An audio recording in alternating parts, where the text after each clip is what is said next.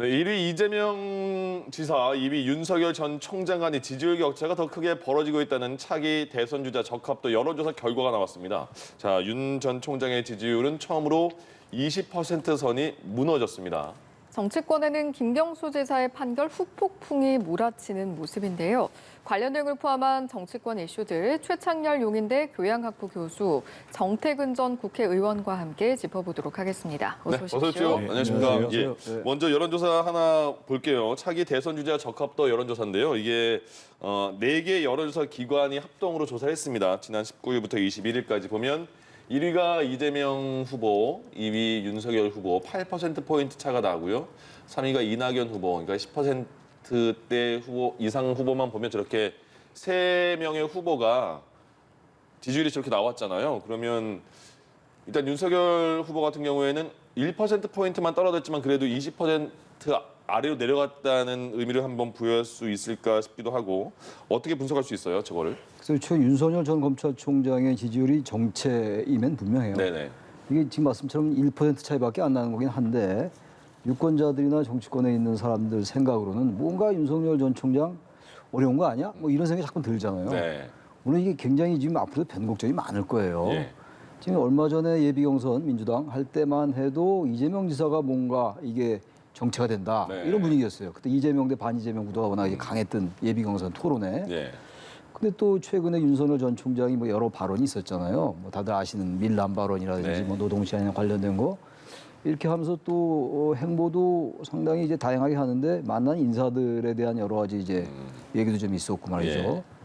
그러다 보니까 또 성향도 중도와 진보를 아우르겠다고 했는데 너무 상당히 우쪽으로 하는 거 아니냐 이런 지적들. 게다가 네. 입당 여부, 국민의힘 입당 여부를 가지고 또 여러 얘기가 있다 보니까 전반적으로 느끼는 인식의 문제가 예. 우리가 일일이 따지지 않잖아요. 그런 것들을. 뭐 논문 쓰는 게 아니니까. 네네. 뭔가 윤석열 전 총장 어렵다. 뭐 그런 게 반영된 게 아니냐 이렇게 보는데 예. 이재명 지사와의 격차가 지금 이 격차 관리가 잘 안 되면 뭐 새로운 쟁점을 제기한다든지 이슈를 뭔가 아젠다를 내놓지 않으면 반전하기 어렵지 않을까. 대신 제가 아까 말씀드린 것처럼 이 여러 터닝 포인트들이 있을 거예요. 예. 지금 제가 말씀드린 것처럼 불과 며칠 사이에 이 지금 지지율이 반전하고 그러잖아요. 네. 후보들 간에. 좀 그래서 아직은 전혀 단정할 수가 없다. 단 그러나 제가 말씀드린 몇 가지를 윤석열 전 총장이 상당히 유익 있게 생각할 필요는 있다. 무조건 여의도 정치 따로 있다, 국민 정치 따로 있는 게 아니다. 라고만 얘기할 건 아니지 않느냐. 그런 생각 듭니다. 네네. 이번 결과를 두고 모든 걸 단정할 수는 없겠지만 일단 이번 결과만 두고 본다면 기존의 2강 구도에서 1강 2중 구도로 좀 바뀌었다라고 봐도 될까요?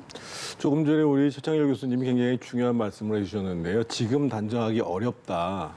이 얘기는 무슨 얘기냐면 이 4개 기관 여론조사를 하는 데에서도 지금 윤석열 총장 같은 경우가 가장 많이 나왔을 때가 25%였습니다.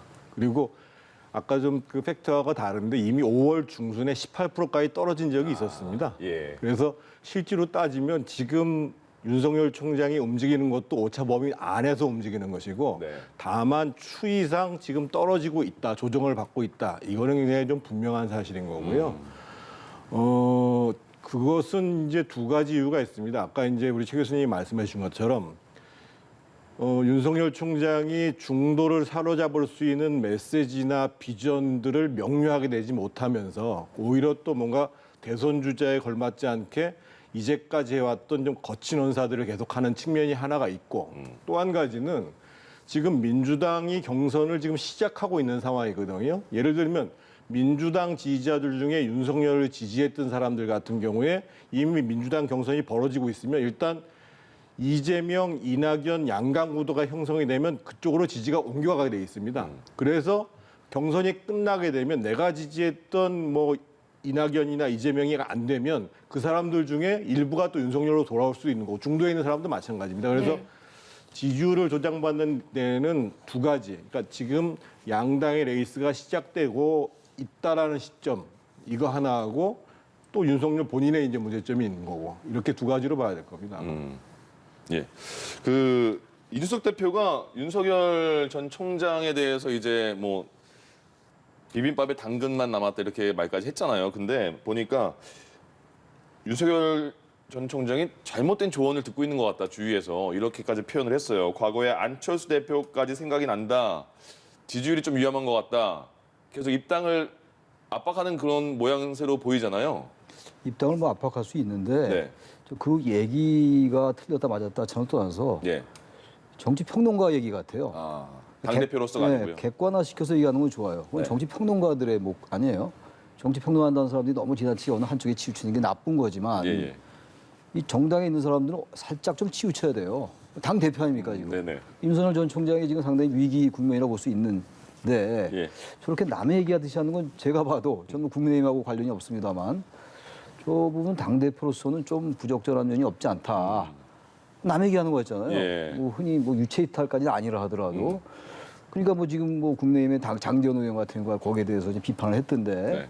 그래서 윤석열 전 총장에 대해서 이준석 대표가 상당히 쓴소리를 했다고 볼 수가 있겠죠. 네. 아까 우리 정태근 의원 말씀처럼 뭔가 이슈를 제기하는 게 별로 없단 말이에요. 이제 그런 부분이 좀 아슬아슬하게 보이나 봐요. 네. 근데 그렇다 하더라도 당 대표가 아주 명시적으로 위험하다. 네. 이렇게 얘기하는 건 저는 그거는 국민의힘 이제 구성원들이 보기에는 꼭 바람직하지 않지 않느냐라는 비판을 들을 만하다라고 예. 생각을 합니다. 예. 여의도 정치 얘기를 했잖아요. 여의도 정치하고 좀 다른 생각을 가진 사람 만나는 건 위험하다 이런 느낌인 것 같은데 바로 윤석열 전 총장이 말을 했어요. 여의도 정치가 따로 있고 국민의 정치가 따로 있고 하겠습니까? 이렇게 말을 했거든요. 그 입당에 대해서는 어떻게 보이세요? 일단 이준석 대표는 본인이 과연 정치를 정확하게 보고 있는가를 먼저 생각을 해야 됩니다. 무슨 네. 얘기냐면 예. 앞선 여론조사에서 보시면 윤석열이라는 분이 장외에 있는 후보인데 그래도 지금 19%가 나와 있는데 나머지 예를 들면 홍준표, 새로 입당한 최재형, 뭐 유승민, 원희룡, 황교안을 다 합쳐서 네. 10%가 안 넘는 거예요. 한번 생각을 해보세요. 지금 정권 교체를 바란다고 하시는 분들의 퍼센테이지가 50%를 넘고 있거든요. 네. 국민의힘 지지율이 간신히 30% 내외에서 빠지고 있는 상황이에요. 그리고 그 당에 속해 있는 사람들 제가 봤을 때 개인적으로 훌륭한 후보들입니다.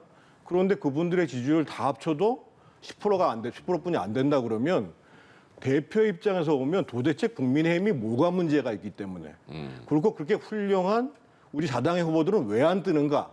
이거를 먼저 얘기를 해야지 네. 바깥에 있는 사람한테 미숙하니 들어오지 말라니 뭐 이런 얘기를 하는 게 당대표로서의 자질의 문제가 있는 겁니다, 기본적으로. 두 번째, 과거에 사실은 이명박 캠프 같은 경우에는 안국동에다 캠프를 차렸습니다. 네. 그리고 그 당시에 박근혜 캠프는 당대표를 거친 캠프였음에도 불구하고 안국동에 차려가지고 아주 대중적이고 민생적이고 경제적인 문제를 이슈를 끌고 나와가지고 후보가 됐어요. 그런데 마치 무슨 여의도 근방에 있지 않으면 정치가 안 되는 것처럼 얘기하는 것도 굉장히 잘못인데 예. 제가 이제 그 비빔밥 얘기하는 거 그런 그 비유가 별로 적절치 않은데 네.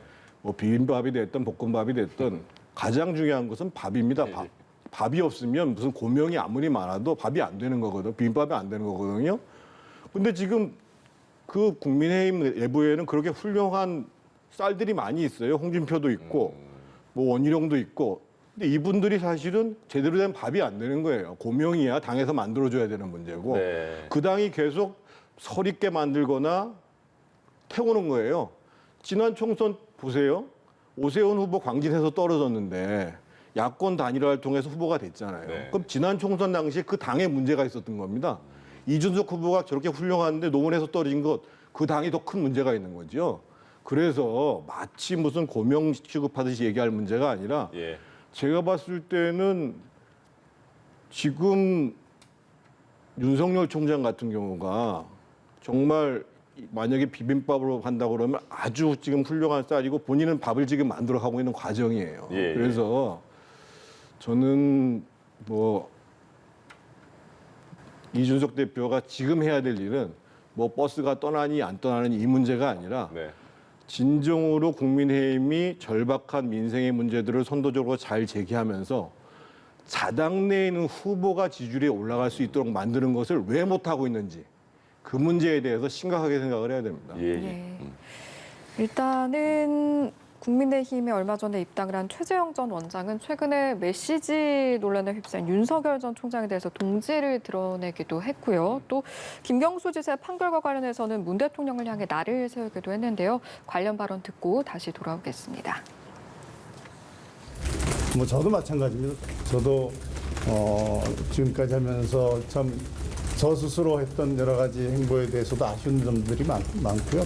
그거는 아마 정치를 처음 시작하는 분들은 누구나 겪으실 수 있는 그런 일이고 대통령께서 이 부분에 대해서 뭐 아무 입장이 없다. 뭐 이런 형식으로 침묵을 지키시는 것은 우리 국민을 무시하는 처사가 아닌가 뭐 그런 생각을 가지고 있습니다.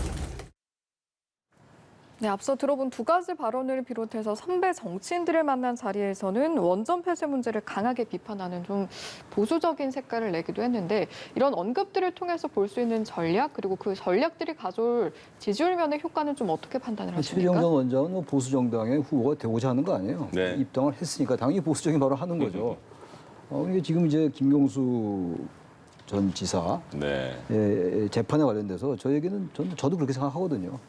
대통령이 사과해야죠.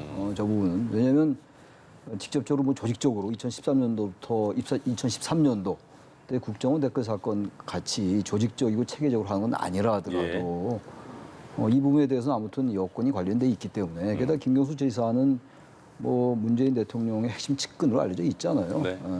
노무현 대통령 전 대통령의 마지막 비서관이고 저는 사과 필요하다고 봅니다. 특히 그저께인가요? 어느 방송에 그 민주당 대표인 송영길 대표가 문재인 대통령께서 사실상의 사과를 한 거다 이런 발언을 한 걸 봤어요. 네네. 그 사실상의 사과를 했다라는 얘기는 사과가 필요하다는 인식이 깔려 있는 거잖아요. 그럼 하려면 정확하게 해라. 네. 사과로 인식되게 하지 말고 예. 그런 인식이 민주당 대표도 가지고 있다면 정확하게 국민들에게 주체와 객체를 분명히 해서 저는 사과하는 게 맞다고 해요. 네. 제가 최근에 본 책 중에서 우연히 본 책인데 사죄 없는 사과 사회라는 책을 봤어요. 예. 기업에 관련된 책. 기업 회장들이 현재를 모면하기 위해서 진정성 없는 사과를 많이 한다는 그런 책이에요. 그 지적한 책이 아주 책을 잘 썼더라고요. 일본 사람이 쓴 책인데 정치에 관련된 책은 아닌데 정치에도 전 그대로 적용된다고 보기 때문에 전 그렇게 보고 예. 특히 윤석열 전 총장에 대해서는 같은 길을 가야죠. 지금 당 안에 있다 하더라도 같이 이제 경쟁을 합니다만 협조적 경쟁 관계가 가야 돼요. 네. 지금 최근에 그 여야 대선 국면을 좀 보면 나중에 좀 대안도 많이 나오겠습니다만 예. 너무 네거티브로 가잖아요. 과거 일에 맞아요. 집착하고 이따 질문이 나올지 모르겠는데 탄핵에 반대표를 던졌느냐 안 던졌느냐. 예. 그 국민에게 무슨 관계가 있습니까 도대체. 국민과는 완전 유리된 정치 지금도 하고 있는 거예요. 남 비방하기 바쁘고 네. 남 깎아내려서 자기가 당선되려고 하는 거고. 물론 정치가 일정 부분 그런 게 불가피하다 하더라도 뭔가 내가 이러이러한 부분을 내세워서 국민께 선택을 받으려는 게 아니라 저 사람 이게 나쁘니까 이런 나쁜 게 좀 덜합니다. 난 차악입니다. 저 사람 최악입니다. 이런 선거가 또 되면은 네. 그 대통령 뽑는 게 국민들이 무슨 상관이 있어요? 대한민국 5,100만 인구가 다 지금 알아서 가고 있는 거 아니에요? 예. 대통령이 누가 됐다고 해서 그게 우리나라가 완전히 좌우됩니까? 좀 그런 면에서 볼 때는 최재형 전 원장이 윤석열 전 총장에 대해서 저렇게 감싼 얘기하는 거 좀 보기 좋습니다. 네. 그런 것도 필요해요. 그쵸. 그냥 남 그냥 헐떡이 바쁘고 말이죠. 예. 빨리 정책 대안도 내놓고 이슈를 빨리 만들어가고 의제를 만들어내서 의제를 모아가서 뭔가 국민적인 합의를 모색해 나가는 그게 정치거든요. 네. 그래야지 민생에 관련된 게 나올 거 아니겠어요. 그러면서 볼 때는 평가를 합니다. 알겠습니다. 어떻게 보세요? 최재형 전 원장 같은 경우에는 국민의힘에도 빨리 들어갔고 생각보다 그리고 우리 당 하면서 당원 그렇게 하면서 굉장히 그 당에서 빨리 흡수된 그런 느낌 많이 보여주고 있거든요. 지금 행보 어떻게 보이세요?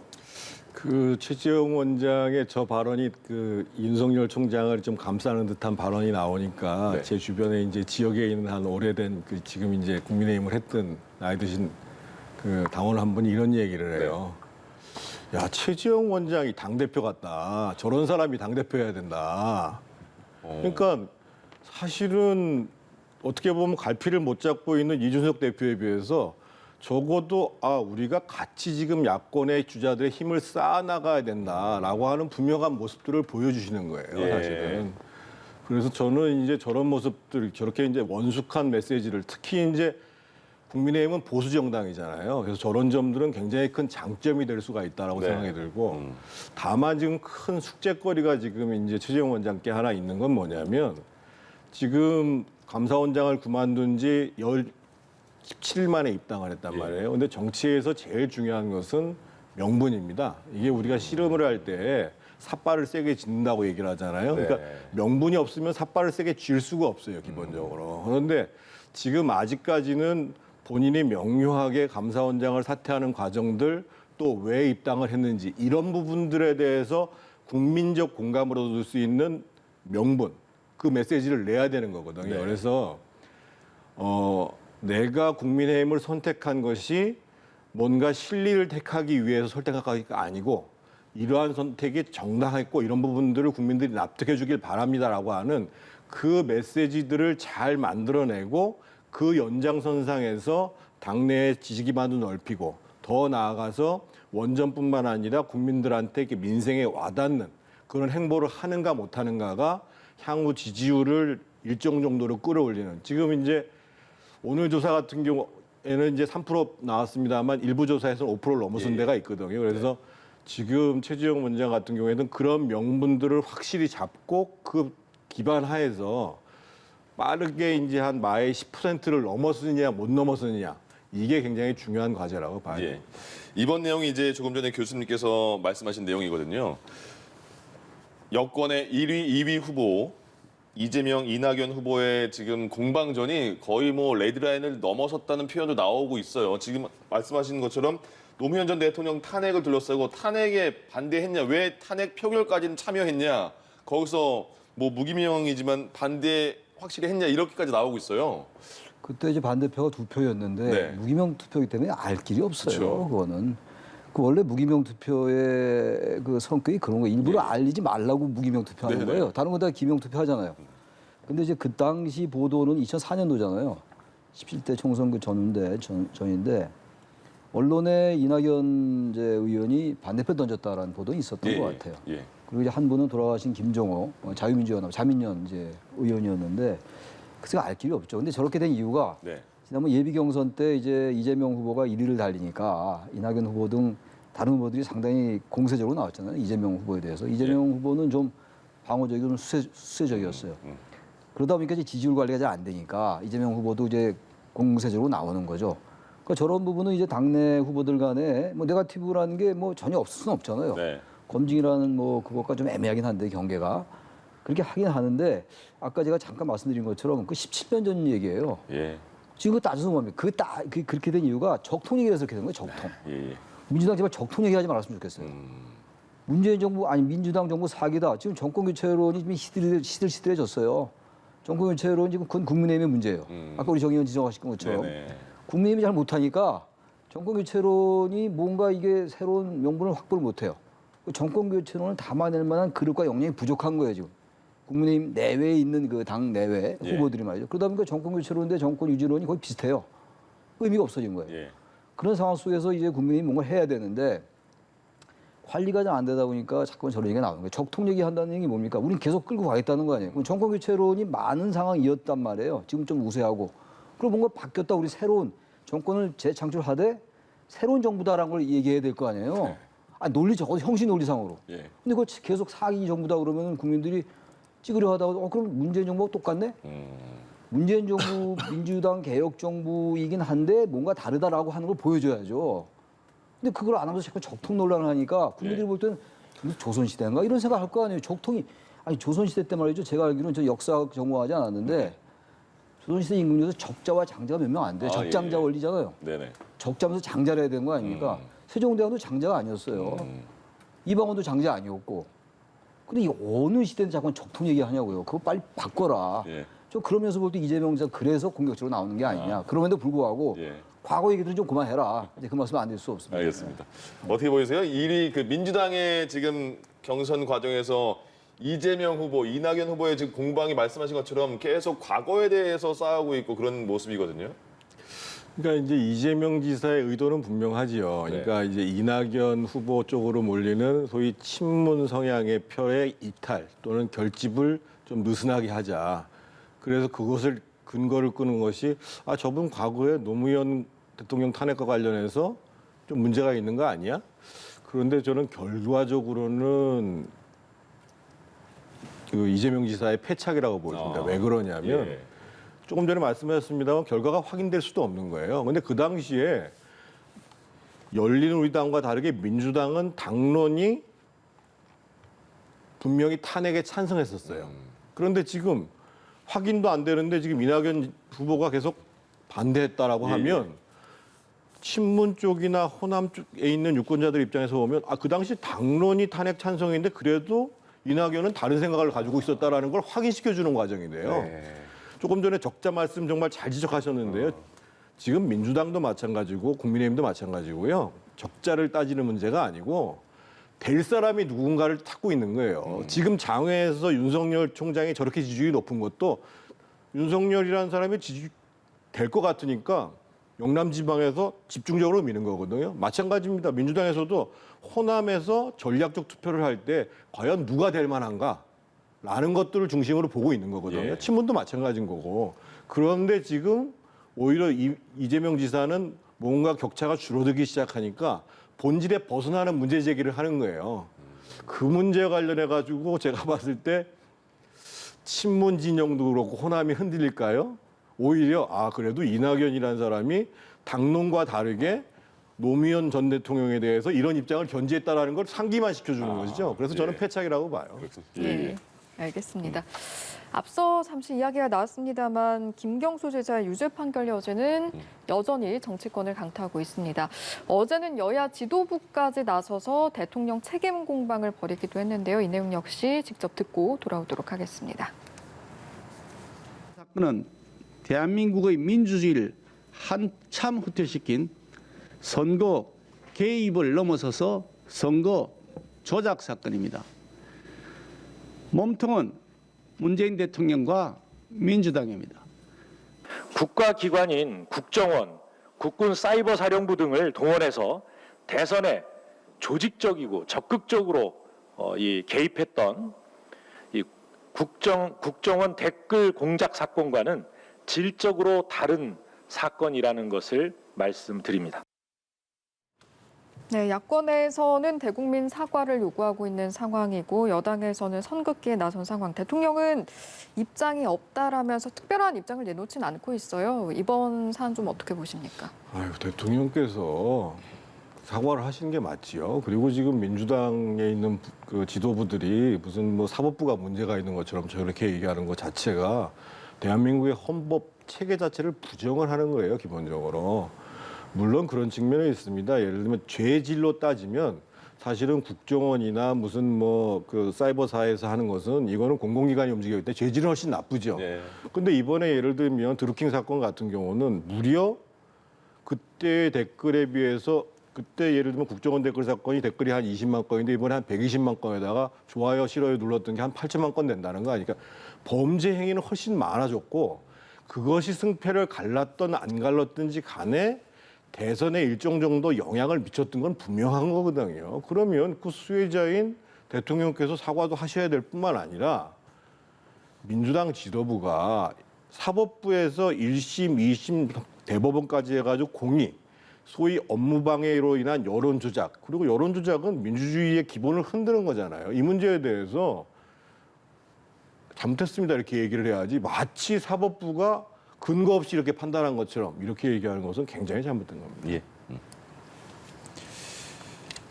어떻게 보세요? 그 지금 김경수 전 지사가 이제 됐지만 그 영향이 이번 대선 과정에서도 많이 미칠 것 같습니까?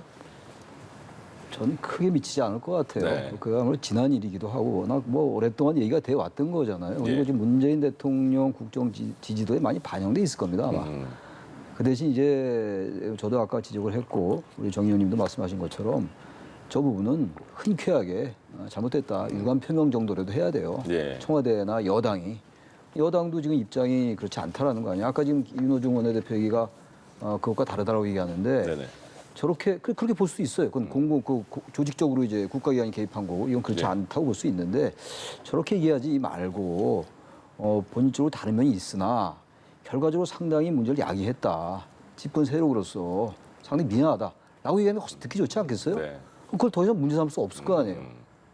야당도. 예. 근데 저걸 이제 원내대표가 여당 원내대표가 저렇게 얘기를 하면은 저게 계속 논란이 되거든요. 그러니까 이걸 논란을 이제 종식시키기 위해서라도 흔쾌히 사과하면 돼요. 제가 아까 사죄 없는 사과서 이거 일본 사람은 아닌 것 같아요. 제가 좀 헷갈려요. 네네. 다른 책을 생각한 것 같고 예. 잘 모르겠고. 그 책에서 지적한 게 그런 부분들이거든요. 예. 괜찮아요, 사과해도. 사과라는 게 나쁜 게 아니거든요. 진정성을 담아가지고. 그러나 그건 대통령이 한 건 아니잖아요. 그럼 개인적 일탈일 수 있으나 네. 그 관련된 맥락이 있기 때문에 잘못했습니다라고 국민에게 사과하는 게 뭐가 나쁩니까? 또 야당도 계속 사과해라 이걸 막 계속 얘기하는 거. 국민들은 지겨워요. 사과한다 안 한다 사과 왜 하냐 이거 가지고 언제까지 그럴 거냐고요. 잘못됐다 그러면 진정성 있게 사과하는 거예요. 그리고 그 논란을 종식시키고 앞으로 나아가야죠. 우리 정치인들 왜 그런 걸 못하는지 모르겠어요. 저는 그래서 여당이나 청와대가 이 부분에 대해서는 정말 국민들이 납득하게끔 아 그랬다. 그래서 청와대가 진정으로 잘못됐다고 생각하는 거랑 넘어가면 돼요. 네. 저 계속 놔두면 계속 이제 그야말로 여당에는 여권에는 오히려 부정적 작용할 수가 있죠. 그게 전 뭐 정치를 하는 분들이 왜 그걸 모르는지 모르겠어요. 알겠습니다. 네, 예. 여기까지 듣도록 하겠습니다. 지금까지 최창렬 용인대 교양학부 교수, 정태근 전 의원과 함께했습니다. 고맙습니다. 고맙습니다. 예.